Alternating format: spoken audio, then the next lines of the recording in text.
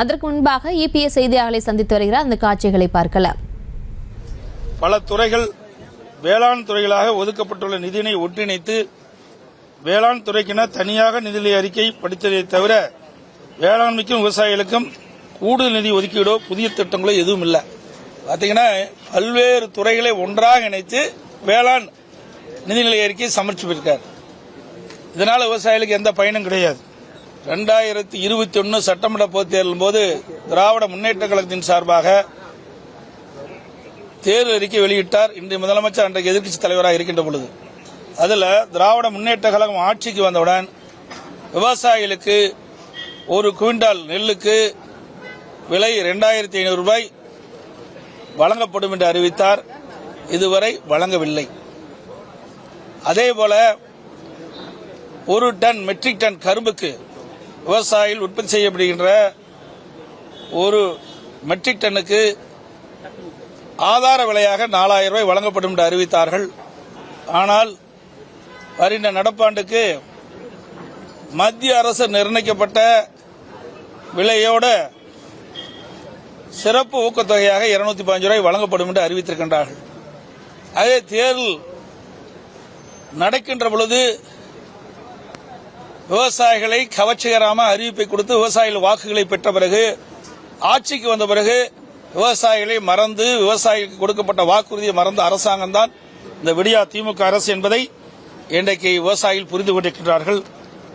அதேபோல டெல்டா மாவட்டத்தில் 2023 ஆண்டு போன ஆண்டு, அதாவது 24, 23, 24 குறுவை சாகுபடிக்காக தண்ணீர் திறந்து விடப்பட்டு முழுமையாக தண்ணீர் இல்லாத காரணத்தினால் சுமார் டெல்டா மாவட்டங்களில் 3.50 லட்சம் ஏக்கர் நிலம் தண்ணீர் இல்லாமல் வறண்டு காய்ந்து சேதமடைந்துள்ளது. இந்த குறுவை சாகுபடிக்கு இந்த விடியா திமுக அரசு பயிர் காப்பீட்டு திட்டத்தில் இடம்பெறாத காரணத்தினால் இந்த 3 லட்சம் ஏக்கர் குறுவை சாகுபடி செய்த விவசாயிகளுக்கு பயிர் காப்பீட்டு திட்டத்தின் மூலமாக இழப்பீட்டுத் தொகை கிடைக்கவில்லை. அந்த தொகையை இந்த அரசு கொடுக்க வேண்டும் என்று நான் அறிக்கையின் வாயிலாக ஊடகத்தின் வாயிலாக சட்டமன்றத்திலும் நான் விவசாயிகள் சார்பாக அந்த கருத்தை எடுத்து வைத்தேன். ஆனால் இந்த பட்ஜெட்டிலும் நிதிநிலை அறிக்கையிலும் அதை குறிப்பிடவில்லை. வேளாண் நிதிநிலை அறிக்கையிலும் விவசாயிகள் டெல்டா மாவட்டத்தில் பாதிக்கப்பட்ட விவசாயிகளுக்கு குறுவை சாகுபடி செய்த விவசாயிகளுக்கு எந்த இழப்பீட்டுத் தொகையும் அறிவிக்கப்படவில்லை. இது மிக வேதனைக்கு உரியது. இனி இந்த ஆட்சி பொறுப்பேற்று 3 ஆண்டு காலமாக குறுவை சாகுபடிக்கு பயிர் காப்பீட்டு திட்டத்தில் சேர்க்கப்படுவதில்லை. இதனால் விவசாயிகள் கடும் பாதிப்புக்குள்ளாயிருக்கிறார்கள். இனி வருங்காலத்திலாவது இந்த விடியா திமுக அரசு விவசாயிகளுடைய கஷ்ட நஷ்ட துன்பங்களை அறிந்து இப்படி இயற்கை சீற்றத்தினால் விவசாயிகள் பாதிக்கப்படுகின்ற பொழுது பயிர் காப்பீட்டு திட்டத்தில் அவர்களை சேர்க்கப்பட்டு உரிய முறையில் இழப்பீட்டுத் தொகை பெற்றுத் தருவதற்கு இனி வருங்காலத்தில் குறுவை சாகுபடி விவசாயிகளுக்கு பயிர் காப்பீட்டு திட்டத்தில் இடம்பெற செய்ய உரிய நடவடிக்கை இருக்க வேண்டும். அதேபோல மழையிலும் நிலத்தடி நீரை பயன்படுத்தி டெல்டா மாவட்ட விவசாயிகள் சம்பா, தாளடி போன்ற பயிர் சாகுபடி செய்தார்கள். இந்த ஆண்டு கர்நாடகத்திலிருந்து ஒவ்வொரு மாதம் நமக்கு கிடைக்க வேண்டிய பங்கு நீரை பெறாத காரணத்தினால், முழுமையாக இந்த பயிருக்கு தண்ணீர் வழங்காத காரணத்தினால் அந்த பயிர் காய்கின்ற நிலையில் விவசாய மக்கள் எங்களுக்கு தண்ணீர் திறந்து விடுங்கள், பயிர் விளைச்சல் அடையக்கூடிய சூழ்நிலையில் இருக்கின்றது என்று கோரிக்கை வைத்தார்கள். அவருடைய கோரிக்கையை ஏற்று இந்த அரசு தண்ணீர் உரிய நேரத்தில் தண்ணீர் திறந்துவிடவில்லை. காலம் தாழ்த்தி தண்ணீரை திறந்துவிட்ட காரணத்தினால் அந்த தண்ணீரும் பயனில்லாமல் போய்விட்டது. விவசாயிகளும் தங்களுடைய பயிர்களை காப்பாற்ற முடியாத சூழ்நிலை ஏற்பட்டுவிட்டது. அப்படி சம்பா, தாளடி நடவு செய்த விவசாயிகள் தண்ணீர் இல்லாமல் காய்ந்து பயிர்கள் சேதமடைந்திருக்கின்றன. இதை முழுமையாக இந்த அரசு வேளாண் துறை அதிகாரிகள், வருவாய்த்துறை அதிகாரிகளை வைத்து கணக்கிட்டு சம்பா தாளி பயிர் செய்த பாதிக்கப்பட்ட அனைத்து விவசாயிகளுக்கும் நிவாரணம் வழங்க வேண்டும். ஒரு ஏக்கருக்கு 35,000 ரூபாய் இழப்பீடு தொகை வழங்க வேண்டும். அதேபோல குறுவை சாகுபடி செய்து பாதிக்கப்பட்ட விவசாயிகளுக்கு பயிர் காப்பீட்டு திட்டம் பயிர் காப்பீட்டு திட்டத்தின் மூலமாக அவர்கள் இடம்பெற செய்தால் ஒரு ஹெக்டருக்கு 84,000 ரூபாய் கிடைச்சிருக்கும். அந்த அளவுக்கு இவர்கள் இழப்பீட்டு தொகை கொடுக்காவிட்டாலும் குறுவை சாகுபடி செய்து பாதிக்கப்பட்ட விவசாயிகளுக்கு ஒரு ஏக்கருக்கு சுமார் 35,000 ரூபாய் வழங்க வேண்டும். அதேபோல 2023 ஆண்டு டிசம்பர்ல கனமழை பொழிந்தது.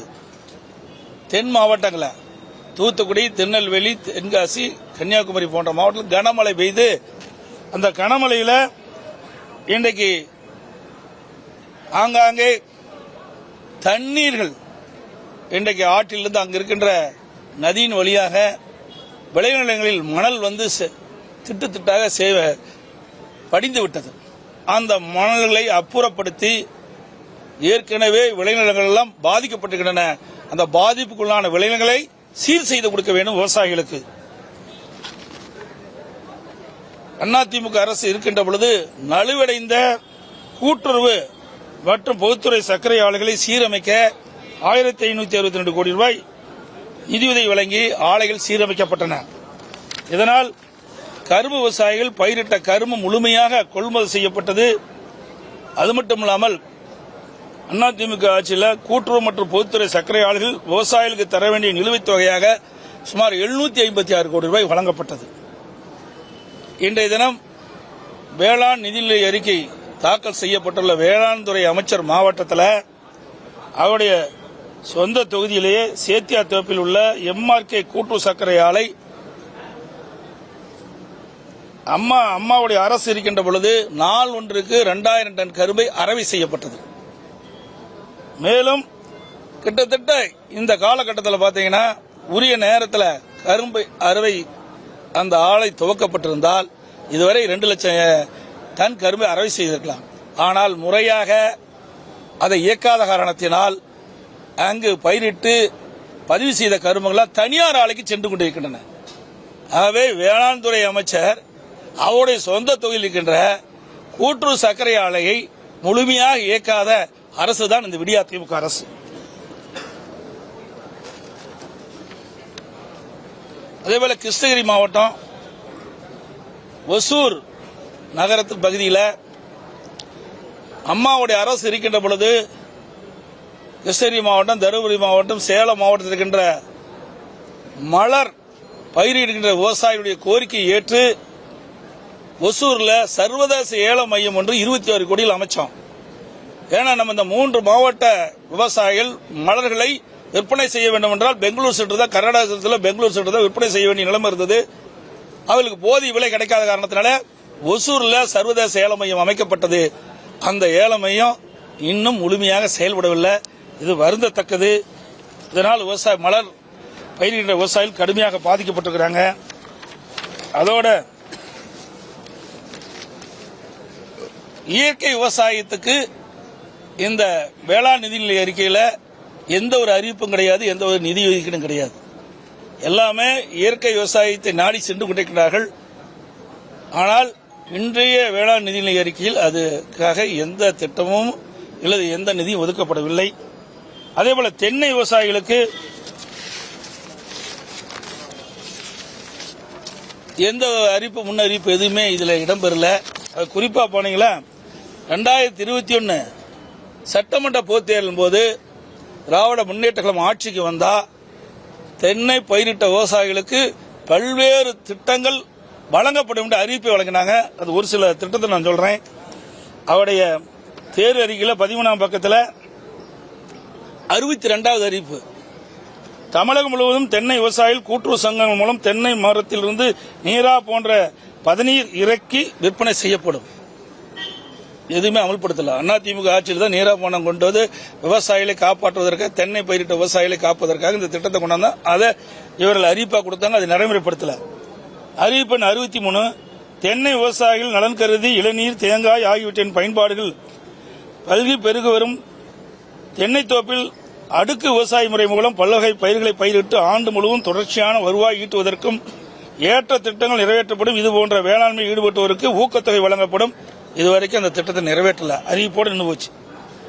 அறிவிப்பு 4, சிலந்தி நோய் மற்றும் வறட்சியால் பாதிக்கப்படும் தென்னை மரங்களும் அவ்வப்போது வருகின்ற நோய்களால் பாதிக்கப்பட்ட தென்னை மரங்களுக்கும் உரிய இழப்பீடு வழங்க அரசு அவருடைய முயற்சி செய்யப்படும் சொன்னாங்க. அதுவும் செய்யல. அறிவிப்பு 65, பொள்ளாச்சி மற்றும் பட்டுக்கோட்டையில் தென்னை வளர்ச்சி வாரியத்தின் துணை மண்டல மையம் ஒருங்கிணைந்த தென்னை பொருட்கள் உற்பத்தி வளாகம் அமைத்து தரப்படும். மேலும் சேலம், பேராவணி, பட்டுக்கோட்டை போன்ற தமிழகத்தின் பல்வேறு ஊர்களில் கயிறு சார்ந்த பல்வேறு பொருட்கள் சிறு மற்றும் குடிசை தொழிலாகவும் மகளிர் சுய உதவிக்குழு குழுக்கள் மூலமாகவும் தயாரிக்கப்பட்டு விற்பனை செய்யப்படுகின்றன. இவற்றை தமிழக அரசு கூட்டுறவு நிறுவனங்கள் நேரடியாக கொள்முதல் செய்து விற்பனை செய்யப்படும். அந்த அறிவிப்போட விட்டுட்டாங்க. அறிவிப்பு 66, கொப்பரை தேங்காயை தமிழ்நாடு தென்னை நலவாரியத்தின் தமிழ்நாடு கோகனட் வெல்ஃபேர் போர்டு மூலம் அரசே கொள்முதல் செய்வதோடு கொள்முதல் விலையையும் அரசே நிர்ணயம் செய்யும். மேலும் தேங்காய் எண்ணெய் அரசு கொள்முதல் செய்து நியாய விலைக் கடையில் விற்க நடவடிக்கை மேற்கொள்ளப்படும்.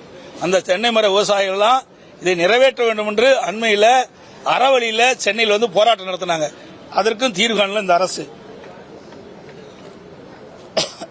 இப்படி தென்னை விவசாயிகளுக்கு இந்த ஆட்சி வந்தவுடனே நான் சொன்ன அந்த அறிவிப்பில் இடம்பெற்ற நிறைவேற்றப்படும் சொன்னாங்க. அதுவும் நிறைவேற்றப்படவில்லை. அதே மாதிரி விவசாயிகள் உற்பத்தி செய்யப்படுகின்ற நெல்லை மூட்டைகளாக பிடித்து அரசு நேரடி கொள்முதலுக்கு கொண்டு செல்றாங்க. அங்க உடனே கொள்முதல் செய்து அந்த விவசாயிகளுக்கு உடனுக்குடன் ஒரு வங்கியில் அதிமுக அரசு இருக்கின்ற பொழுது வரவு செய்யப்பட்டது. செய்திகளை உடனுக்குடனும் துல்லியமாகவும் தெரிந்து கொள்ள சப்ஸ்கிரைப் பண்ணுங்க.